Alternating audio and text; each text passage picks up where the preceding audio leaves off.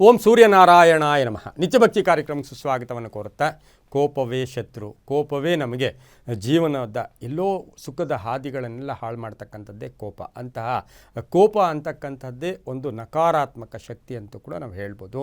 ಅದಕ್ಕೆ ಹೇಳ್ತಾರೆ ದೊಡ್ಡವರು, ಕೋಪದಿಂದ ಹೋಗಿದ ಮೂಗು ಮತ್ತೆ ಬರುತ್ತೆ. ಅಂದರೆ ಕೋಪದಿಂದ ಯಾರನ್ನ ಮೂಗು ಕಟ್ ಮಾಡ್ಕೊಂಡ್ಬಿಟ್ರೆ ಮತ್ತೆ ಬರುತ್ತಾ? ಬರಲ್ಲ. ಹಾಗಾಗಿ ಈ ಕೋಪ ಇದ್ದಂತಹ ಸಂದರ್ಭ ಅಥವಾ ನಮಗೆಲ್ಲೋ ಒಂದು ಕಡೆ ಆ್ಯಂಗ್ಸೈಟಿ ಇರ್ಬೋದು, ಅಥವಾ ಎಲ್ಲೋ ಒಂದು ಕಡೆ ಆವೇಶ, ಇವೆಲ್ಲವೂ ಕೂಡ ಕೋಪಕ್ಕೆ ಕಾರಣ. ಇವತ್ತು ಎಷ್ಟೋ ದುರಂತಗಳಿಗೆ, ಎಷ್ಟೋ ಒಂದು ಅವಘಡಗಳಿಗೆ ಮುಖ್ಯ ಕಾರಣ ಏನು ಅಂದರೆ ಈ ಕೋಪ. ಇವತ್ತಿನ ದಿವಸ ನಮ್ಮ ನಿತ್ಯಭಕ್ತಿ ಕಾರ್ಯಕ್ರಮದಲ್ಲಿ ಈ ಕೋಪದಿಂದ ಬಹು ವಿಶೇಷವಾಗಿ 3 ತೀರ್ಮಾನ ತಗೋಬಾರ್ದು. ಆ 3 ತೀರ್ಮಾನ ಯಾವುದು ಅಂತಕ್ಕಂಥದ್ದನ್ನು ನಾವು ಇವತ್ತಿನ ದಿವಸ ತಿಳ್ಕೊಳ್ಳೋಣ. ಆಮೇಲೆ ಕೋಪ ಯಾವಾಗಲೂ ಪರ್ಮನೆಂಟಾಗಿರಬಾರ್ದು. ನಾವು ಮನೆಯಲ್ಲೂ ಅಷ್ಟೇ, ಮಕ್ಕಳ ಮೇಲೆ ಇರ್ಬೋದು, ಮಡದಿ ಇರ್ಬೋದು, ಕುಟುಂಬದಲ್ಲಿರ್ಬೋದು, ಒಂದು ವಿಷಯವನ್ನು ತಿಳ್ಕೊಂಡು ಪದೇ ಕೋಪ ಮಾಡಿಕೊಂಡಾಗ ನಮ್ಮ ದೇಹವೇ ಕುಗ್ಗುತ್ತೆ, ನಮಗೆ ಆರೋಗ್ಯದ ಜೊತೆ ಆಯಸ್ಸು ಕಡಿಮೆ ಆಗುತ್ತೆ, ನಮ್ಮಲ್ಲಿರ್ತಕ್ಕಂಥ ಧನಾತ್ಮಕ ಶಕ್ತಿಗಳು ಹೊರಟು ಹೋಗುತ್ತೆ. ಆ ಧನಾತ್ಮಕ ಶಕ್ತಿಗಳು ಹೇಗಿರುತ್ತೆ ತೋರಿಸಿ ಅಂತ ಹೇಳಿ ಆದರೆ ತೋರ್ಸೋಕ್ಕಾಗಲ್ಲ. ಆ ಧನಾತ್ಮಕ ಶಕ್ತಿಗಳಿದ್ದಾಗೆ ನಿಮಗೆ ಎಜುಕೇಷನಲ್ಲಿ ಪಾಸಾಗೋದು, ಒಳ್ಳೆಯ ರಿಸಲ್ಟ್ ಬರೋದು. ಮಕ್ಕಳಾದರೆ ಅವರಿಗೆ ಕೋಪ ಕಡಿಮೆ ಇದ್ದರೆ ಒಳ್ಳೆಯ ವಿದ್ಯಾಭ್ಯಾಸ, ಒಳ್ಳೆಯ ರಿಸಲ್ಟ್ ಬರುತ್ತೆ. ದೊಡ್ಡವರಾದರೆ ಜೀವನ ನಿರ್ವಹಣೆಯಲ್ಲಿ ಒಳ್ಳೆಯದಾಗುತ್ತೆ, ಕೆಲಸ ಕಾರ್ಯಗಳಲ್ಲಿ ಯಶಸ್ಸಾಗುತ್ತೆ, ಮತ್ತು ನೀವು ಅಂದುಕೊಂಡ ಕೆಲಸಗಳು ಕೂಡ ಪರಿಪೂರ್ಣವಾಗುತ್ತೆ. ಅದಕ್ಕೆ ಯಾವಾಗಲೂ ಸ್ವಲ್ಪ ಸದಾ ಹಸನ್ಮುಖಿಯಾಗಿರೋ ವ್ಯಕ್ತಿ ಜಯದ ವ್ಯಕ್ತಿ.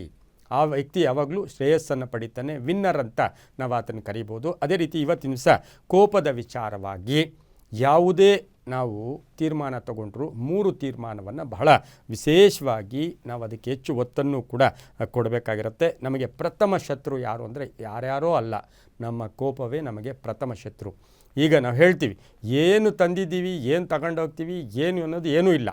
ನಮಗೆ ಭಗವದ್ಗೀತೆಯಲ್ಲೂ ಕೂಡ ಹೇಳುತ್ತೆ, ನೀನು ಏನು ತೊಗೊಂಬಂದಿದೆಯಾ, ಏನು ಇದು ಮಾಡ್ತಾ ಇದೆಯಾ ಅಂತಕ್ಕಂಥದ್ದನ್ನು ಕೂಡ ಹೇಳುತ್ತೆ. ಹಾಗಾಗಿ ಅಂತಹ ಕೋಪದಲ್ಲಿ ಯಾವ ವಿಚಾರಗಳಿಗೆ 3 ವಿಚಾರವಾಗಿ ನಾವು ಹೆಚ್ಚು ಒತ್ತನ್ನು ಕೊಡೋಕ್ಕೆ ಸಾಧ್ಯವೇ ಇಲ್ಲ.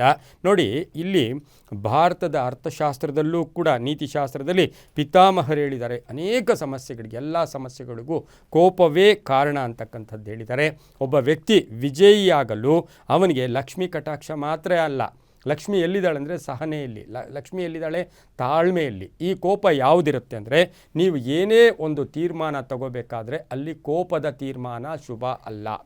ಹಾಗೆ ಗೌರವದ ವಿಚಾರವಾಗಿ ನಡ್ಕೊಳ್ತಕ್ಕಂತಹ ರೀತಿ, ಮತ್ತು ಬೇರೊಬ್ಬರ ವಿಚಾರವಾಗಿ ನೀವು ನೆಗೆಟಿವ್ ಆಗಿ ಮಾತಾಡಿದಾಗ ಆ ಕೋಪ ಕೂಡ ನಿಮ್ಮನ್ನು ಹಾಳು ಮಾಡುತ್ತೆ.